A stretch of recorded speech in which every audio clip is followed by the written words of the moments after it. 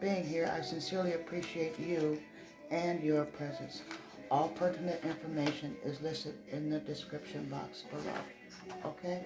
We're still talking about the children, y'all. Ladies, look, I know you're tired, and I know kids require a lot. I know they drain the life out of you. But look, don't just brush them off all the time. Find out what's going on with them. Meet their friends. Meet their friends' parents, grandparents, legal guardians, or whoever is responsible for them. Their friends I'm talking about. Talk to your kids. Ask them questions. When you structure their days, make sure to include an hour or two for reading. Them reading to you. Make sure that there's a dictionary around so that they can look up words and understand the definition. Not only the definition, they'll know how to pronounce them. So they'll have the meaning and the pronunciation from then on. They'll know that word, that they won't forget it. Don't do it for them. Do it with them. You have to supervise them. We make sacrifices. There are still enough hours in the day to do what you want to do and need to do if you manage your time, ladies, properly. You got to manage your time. So while some of you would like to say, ain't nobody got no time for all that, it is better to do it voluntarily than to be forced into paying a tutor. Don't make your older children babysit your younger children. Now, sometimes you don't have a choice. We have emergencies and things that happen beyond our control. I know, I get that. We're human. But try not to make it a habit or make it automatic that every time you leave home, you leave your younger children with your older children. As children grow and mature, their interests change and they want to get more involved with their peers and indulge in more activities outside the house with their friends. They should be allowed to do that. They should be free to do that sometimes. It's okay to have older kids it's okay to leave the older kids at home and take the younger ones with you. You can drop them off at your mom's house or your sister's house or, some of your friend's house or somewhere to play with their kids for an hour or two, but make sure you come back and get them when you say you will.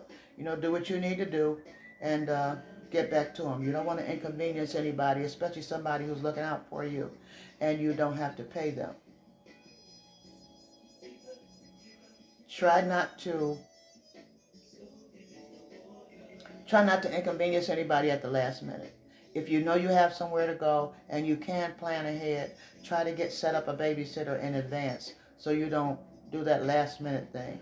You shouldn't always have an emergency and at the last minute and need a babysitter. Manage your time. That's why I say get a watch. It's easier to look at your wrist to find out what time it is than to have to seek out some other form of electronics to tell the time. Pick your children up when you say you will, or call to see if they could accommodate you for another hour, whoever's keeping your kids. And go and have a drink or, meet with your girlfriends and have a quick cocktail or something. It's okay if you get away every now and then for an hour or two. Just make sure it's an hour or two and you come back when you say you will. Be honest. Take real good care of whoever's taking care of your children. They have your most precious gems and jewels, your most prized possession. So treat them well. Whether it is a family member or a close friend, let them know that you appreciate them and you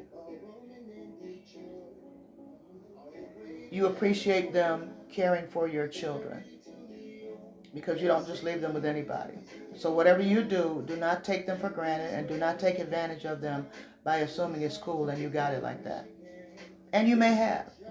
It's just good to check and make sure. Communication is the best thing in the world when we use it. It's always best to check in and make sure stuff happens beyond our control and thrust us into situations before we know it.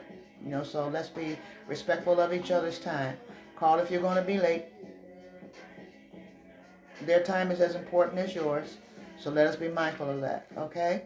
You just might need them again, and you don't want to hear about your last performance, especially if you don't have to pay them. I'll say that again, because I think that's not every day, okay?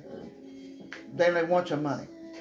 They don't even want your money. If they know you are juggling and struggling to keep it all together, especially if it looks like you're succeeding at doing so, you'll be surprised at the assistance you can get when you're trying to live right, trying to do right, and trying to treat people right and raise your children right. That which requires a lot of time, effort, energy, awareness, and focus. Got to keep you focused. If you have more than one child, each child is different and they don't all have the same needs, wants, or desires. In bonding with and getting to know your children, you will be able to sometime identify what those needs and desires are without having to pry and pull it out of them to extract that information. Sometimes you can know. You can look in your children's faces and know if they're moping or something like that. You know what's going on with them.